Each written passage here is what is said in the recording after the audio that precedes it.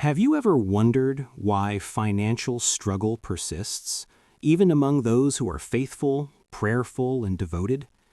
The Bible does not present money as random or purely spiritual.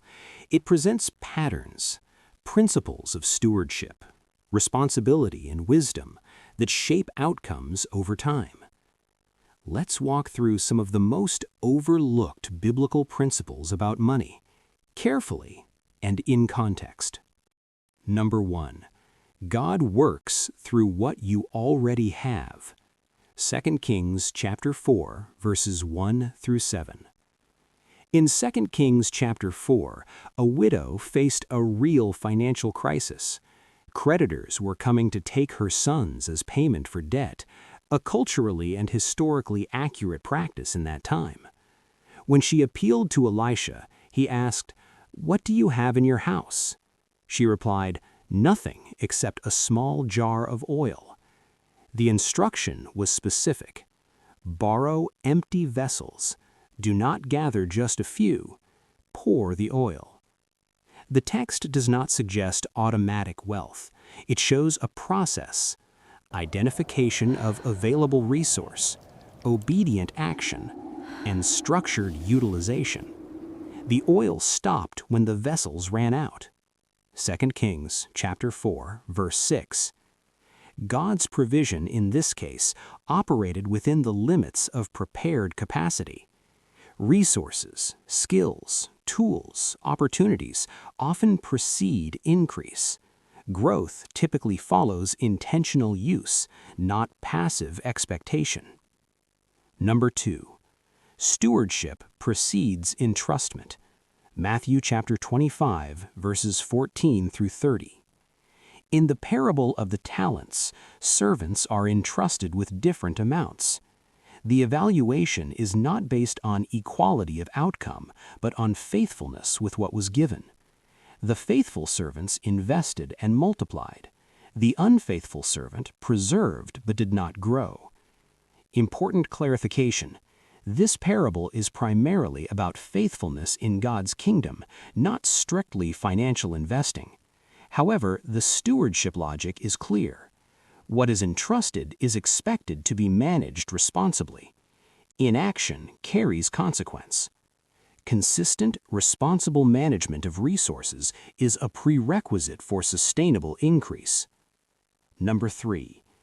Debt carries relational and structural weight. Proverbs chapter 22, verse 7.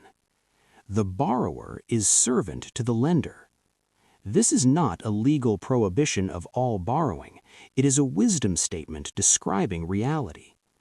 Debt creates obligation, reduced flexibility, and external control over internal decisions. In 2 Kings chapter 4, the widow's crisis begins with debt, and the resolution includes repayment before livelihood. Sell the oil and pay your debts. You and your sons can live on what is left. 2 Kings chapter 4, verse 7.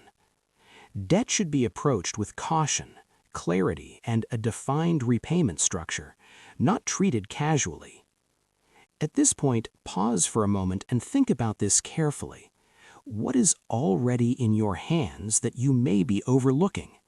Because in many cases, the difference is not lack of resources, but lack of recognition and structure. If this is already shifting how you see money, stay with me because the next principle explains what actually determines success. Number 4.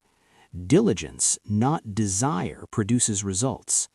Proverbs chapter 21, verse 5. The plans of the diligent lead surely to abundance, but everyone who is hasty comes only to poverty.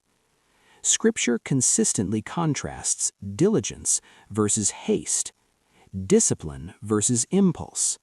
This is not a promise of instant wealth. It is a pattern: planning, consistency, restraint.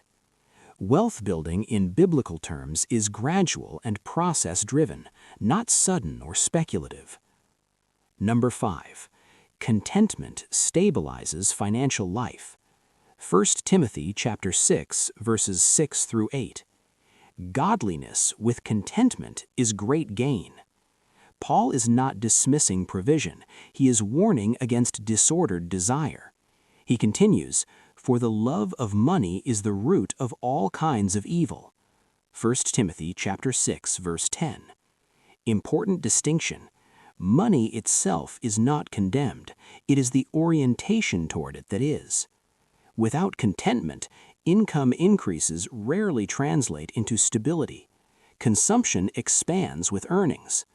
Contentment functions as a control mechanism that protects long-term financial health. Number 6. Intentional resource management is a spiritual discipline.